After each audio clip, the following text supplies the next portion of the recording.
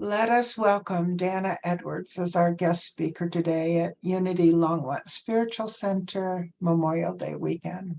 Welcome, Dannah.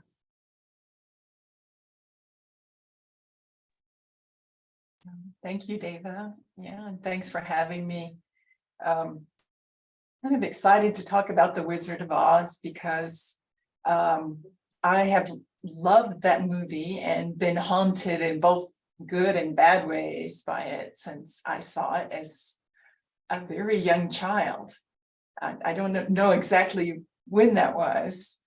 And I've seen it again over the years, and just recently I was really meditating on the labyrinth as a metaphor for the spiritual path, and it came to me that, oh wow, the yellow brick road is a labyrinth. And I've also been reading a really inspiring book by Richard Schwartz, No Bad Parts. You may have heard of it, but he has this theory that we are all multiple personalities and we have all these parts, and that there are no bad ones, that even the harshest inner critics actually love us and want to be heard and included, and that we become whole by exploring all of our parts and accepting them as they are, and seeing them with a compassionate witness that invites them all to be included and to transform. And so I thought, oh my gosh, that's what happened to Dorothy. You know, she went on this journey in the land of Oz along this road, and she collected all of these characters. And at the end, there was a type of spiritual healing. She kept saying, I want to go home again. I want to go home again. And in the end, she does. Not in the way or with the help that she had hoped, but she does go home. And it's actually a better home than she could have wished for, because she learns what the home is as she's traveling the path.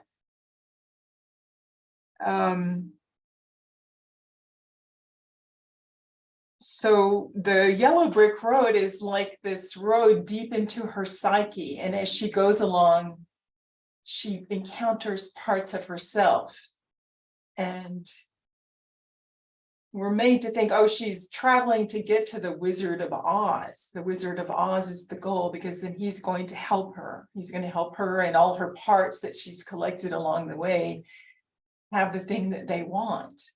But then there's kind of this surprise twist in the plot. And the wizard, who is actually a charlatan and not a wizard, doesn't have any special powers at all, says, well, I can't help you until you bring me the broomstick of the Wicked Witch of the West. And so then they have to go on the most horrible part of the journey. And it's also a spiral. And if you watch the movie, she actually goes into this spiral, and her confrontation with the evil witch is at the very core of the spiral. And fear and violence and everything kind of escalates. And then there's this moment in which she throws water, not meaning to help it, trying to put out a fire that the witch has put on her friend, the scarecrow, and she melts the witch. And is the witch dead, or is the witch transformed? At which point Dorothy seems to come into her power. So it's just really a rich metaphor for all the things that one can encounter. I wanted to ask, have all of you seen The Wizard of Oz? I mean, I'm assuming, because it's so iconic. It's like James Dean or whatever, you know, we can't, it's sort of like you can't have lived in America all your life and not seen it. And it's kind of interesting to ask why, you know, with all the movies made, why this one from 1939 is still on everybody's lips and a household name, and why we all have these characters that we witness may be very young, but we still carry them with us in some form. And I'm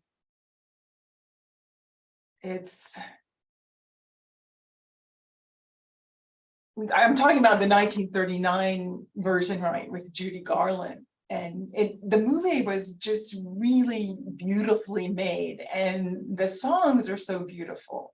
The Somewhere Over the Rainbow comes from this movie, and Judy Garland singing that, and she's only 15 years old when she's playing this part. And her voice is so rich and so deep. And I mean, she really is singing from a very deep place. And I can't carry a tune to save my life, but I would love it if you could sing part of it for us later, because it's just so beautiful. But we all know about the ruby slippers and the terrifying witch and her winged monkeys. And we all know there are certain quotes from the movie that have really become famous too, like Toto, I don't think we're in Kansas anymore. And there's no place like home. There's no place like home. You know, these things, they stay with us. And it's kind of interesting how it was made. So this was a first major adaptation of a children's book. And it was an adaptation of a book that had been written 40 years earlier in 1900 by L. Frank Baum, who and it called The Wonderful Wizard of Oz. And it was just one of a series of 14 books he'd written about Oz, and one of over 40 books and novels that he wrote for children and adults. And his stuff is amazing. All of it is read on LibriVox, this website. So I would highly recommend checking them out, because they're all really, they're like kiddie stories, but then they leave you with something that you realize is a spirit guide. Like, how did that come out of the teddy bear or the way? But it does. It just stays with you. So, and in the introduction to The Wizard of Oz, he said he wanted to write a modern fairy tale for American children that would be like Grimm's fairy tales, but not as scary. And so I think he was a great myth maker. And so I'll give you a brief overview of the plot in case it's been a while since you've seen the movie. So Dorothy is a young girl living in Kansas. She's an orphan who has been adopted by Auntie Em and Uncle Henry, and they're elderly and poor farmers. And they live in a kind of a dilapidated house, and we have pigs and cows and such. And her most beloved friend is her little dog Toto that she carries around. And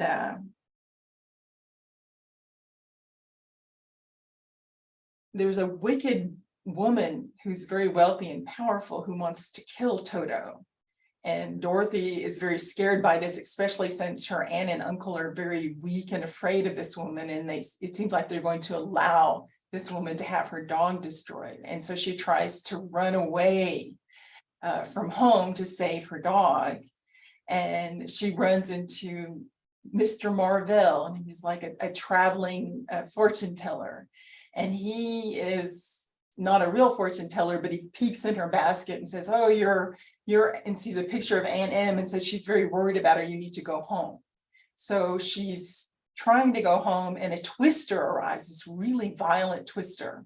And the rest of the family runs into a storm cellar, but Dorothy doesn't have time, and she gets hit on the head by something, and she passes out. So all of this part of the movie is shot in black and white. And with kind of a sepia filter, so it's very brown and dreary. And when Dorothy dreams that her house is in the twister, and then it lands. And when she comes out of the house, it's in Technicolor. And so Technicolor was like there had been just a handful of color movies made at the time, and the colors are really garish and lurid and bright. And so the contrast is even greater. And she's surrounded by all these magical little people, these played by real little people, the Munchkins, and they sing her, and they think she's a great sorceress because her house has fallen on the Wicked Witch of the East, and crushed her. And you can see her legs. And when they pull off the ruby slippers to give them to Dorothy, the legs curl up. And I'll never forget that image, right? And then a good witch comes to her and says, Glinda, if you, and Dorothy says, I want to go home. I want to go home. How can I get home? And Glinda said, well, I don't know, but there's a very powerful wizard. And if you follow this yellow brick road, he can probably help you get home again. So then she starts walking along this yellow brick road. And it really is curled like a labyrinth, and she starts walking. And she's warned that there's going to be some really scary parts that this path leads her through, but there's going to be some really beautiful parts too. And so as she's traveling along, she encounters and collects the three companions, the Scarecrow, the Tin Man, and the Cowardly Lion. And it's kind of interesting that all of these parts, or call them parts, are very broken parts. They're wounded parts. The Scarecrow thinks he's worthless because he has no brain. And he's been stuck on this pole for years, believing he's utterly powerless to scare crows even, or to have a thought. And so she says, well, why don't you come with me to the wizard and maybe he can give you some brains? And then they're traveling along again, and they encounter the Tin Man. And he has been frozen, like the Scarecrow, frozen for a long time, many months. He got rained upon and is stuck there with this axe, holding it high. And he thinks that he is worthless because he has no heart. He's numb, he can't feel, he can't relate to people. He can't have relationships. And so she says, well, why don't you come along with us and maybe the wizard will give you a heart. And they travel a bit more and they come into this really frightening forest, and they're attacked by this very frightening lion. And when he tries to bite Toto, Dorothy slaps his nose and he starts whimpering and crying and ends up as a big bully. So he feels like he's worthless because he has no self-esteem. Even though other animals are scared for him, he is very scared inside all the time. And he feels like he's worthless because he has no courage. So he joins them and they continue to the Wizard of Oz in hopes that that he will get courage and they'll get the heart and brain and she'll be able to go home. And all the time that they're going along this path, there's the Wicked Witch of the West who hates Dorothy and wants to kill her and kill her little dog and get the ruby slippers. So they finally, after many trials and tribulations, arrive in Oz. And it is a beautiful city and everything is green. And when they're ushered in to see the Wizard of Oz, there's this terrifying projected head that tells them to go away, that he won't help them until they bring him the broomstick of the Wicked Witch of the West, proving that she's dead.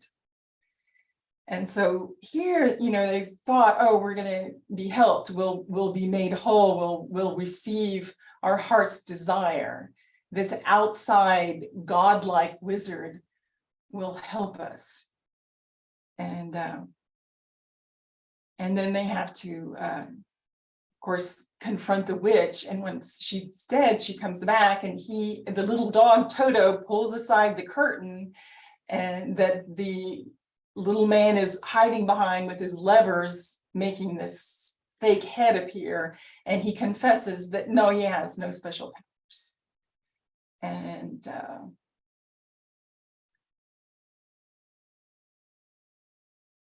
but that they already have the qualities that they've been seeking.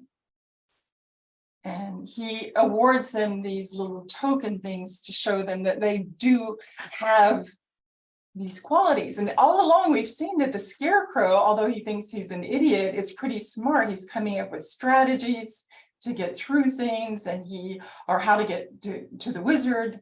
And we see that the Tin Man is very kindly, and he cries easily, and he doesn't even want to crush a bug or hurt anyone. And we see that the Lion, although he's easily spooked and scared, that he actually comes through and he bravely defends his friends many times. And so the wizard's gift in the end is just to show them that they do have, I guess in a sense, spirit within, and that they have these things. And Dorothy is the only one who's left out of this. You know, she said, well, how am I going to get home? And so there's a scene where he tries to take her in a balloon, but the balloon takes off and she's not able to get in the basket in time. And then Glinda the Good Witch appears, and she said, you know, the famous line, "You've always had the power. You just had to learn it for yourself.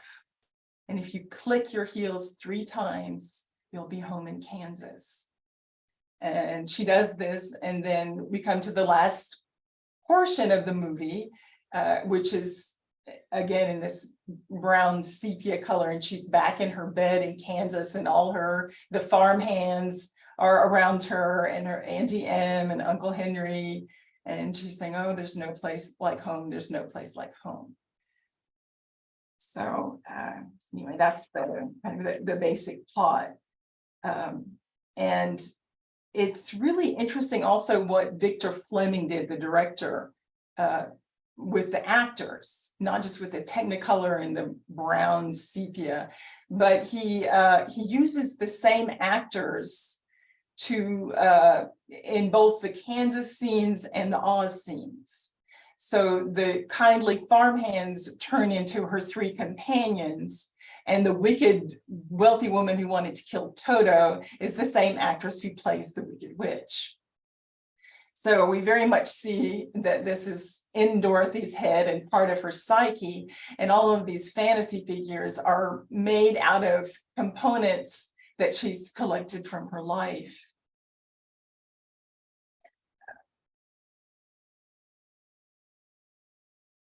As I was watching the movie again too, I was reminded of this Ukrainian folktale that you've probably heard. So there's like this poor peasant, and he dreams that if he goes on this voyage to a foreign land, that he'll find a pot of gold. And so he goes on this voyage to the foreign land, and he gets there and he runs into this old woman who said, "You know what? I had this dream last night that there was this peasant that went on this voyage to find a pot of gold, when in fact it was buried under his own floor of his hut." And so of course he runs home and he digs up the pot of gold, and it was there all along, but he had to go on the journey to be able to find it. And so how am I doing on time? Good? And okay, just stop me when, okay. So anyway, I was thinking about, you know, the yellow brick road being a labyrinth, and how, and so then I went back and I reread the myth of the Minotaur, you know, where the labyrinth comes from. And so I'll refresh your memory, but it's set in Crete, and it's a myth that's over 3,000 years old. But there's a king, King Minos, and his wife mates with a white bull, and a monstrous child is born, half human, half bull. And it's very raging and dangerous. And they're ashamed of it, they're afraid of it. And they imprison it inside a maze that is so cleverly designed that the Minotaur cannot escape. But no one can kill the Minotaur either, because everyone who goes into the maze it's so cleverly designed that they get lost and they die there. And unfortunately for Minos and his wife, even though they've put this creature underground, they're always hearing the rumbling and the roaring and the rage. It's always there, like the elephant in the room, right? And they also have to sacrifice every few years. The best and brightest young people have to be eaten by this minotaur. So it's coming, it comes at a great price, what they've done. And in the end, Theseus is the hero who manages to kill the minotaur. And he's given a sword, and he's given a ball of twine by the minotaur's sister to help him kill the minotaur and to find his way back out. And so it's a really popular myth, apparently, because you find it in mosaics all over the Greek and Roman world. And the early Christians were very attracted to this symbol as well, and they adopted it very quickly. In some of the earliest churches, like in 300 AD, you start finding on the floors of the churches these mosaics of labyrinths. And at the beginning, there was still the minotaur at the center. And then over time it evolved. And so instead of being this prison with death in the center, the labyrinth becomes a metaphor of the spiritual path with Christ at the center, with life at the center. And the twists and turns, rather than being traps, are simply a way of showing us that the spiritual path is not a straight shot, and that often we have to learn the same lessons over and again. And the most famous Christian labyrinth is, of course, the Cathedral of Chartres in France. And here, I don't know how well you can see this, but this is like a reproduction of it. And if you see, there's all these hairpin turns. And also, as you're just starting out the journey, right here, it looks like you've got a straight shot to the center and to Christ. And then all of a sudden, whoop, whoop, whoop, back and forth, and you're brought tantalizingly near to Christ. And then what does the path do? But it takes you away again. And then a lot of these hairpin turns are right beside each other. So as the pilgrim goes through, there's kind of this, there could be this sensation of, oh my gosh, I've been here before. Won't I ever make progress? Won't I ever learn? Won't I ever stop doing that thing, that I've tried so hard to not do anymore? Or won't I ever understand that thing that I've always tried so hard to understand? And so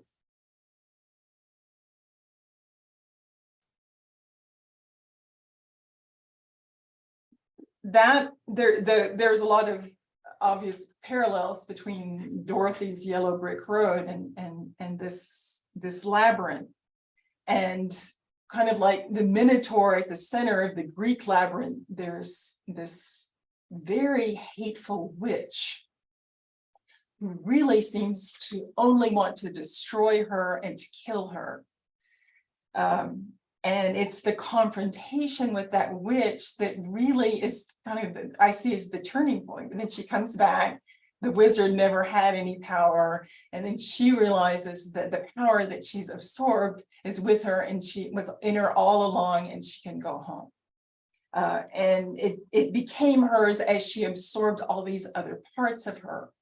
And strangely enough, I think her absorption of the shadow, her embracing of the shadow of the wicked witch, is what gives her that final bit of power that she has to absorb before she can actually make the journey to wholeness and go home.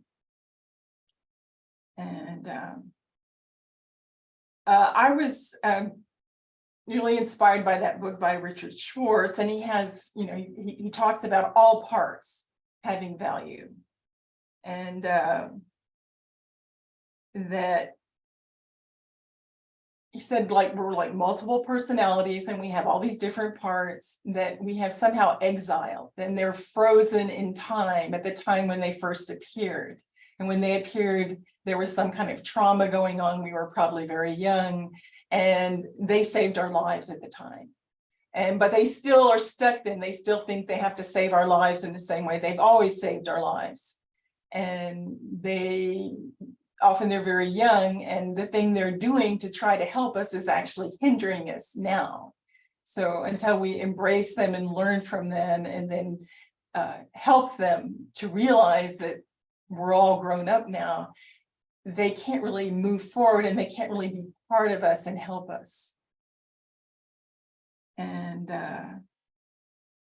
then he also says that even the parts of us that may seem cruel and destructive to us are parts that are very frustrated and that we have rejected out of our fear, and who are very frozen in an increasingly aggressive way to try to get our attention. But that they are not in their hearts bad either, no bad parts, that they too want our salvation. And they're some of the most difficult for us to confront, embrace, understand.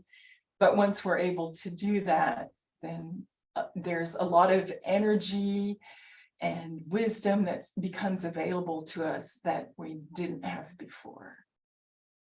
Just part that we're full of jewels that are somehow locked away or buried in some sense. We need to find them. And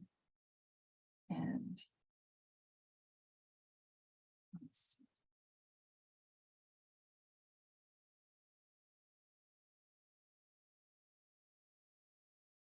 Oh, there's an interesting part too on the path. This is the poppy fields. I don't know if you remember. But as they're traveling along, this is kind of earlier in the movie, and Dorothy has her 3 companions with her, and they're following the yellow brick road, and then all of a sudden there's this big, beautiful red poppy field.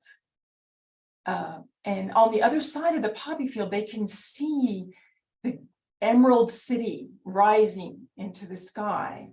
And so they start running across the poppy field. It's a beautiful shortcut to the Emerald City. But guess what? Poppy fields is poisonous. And they all start to fall asleep. And in the movie, the sleep is the sleep of death.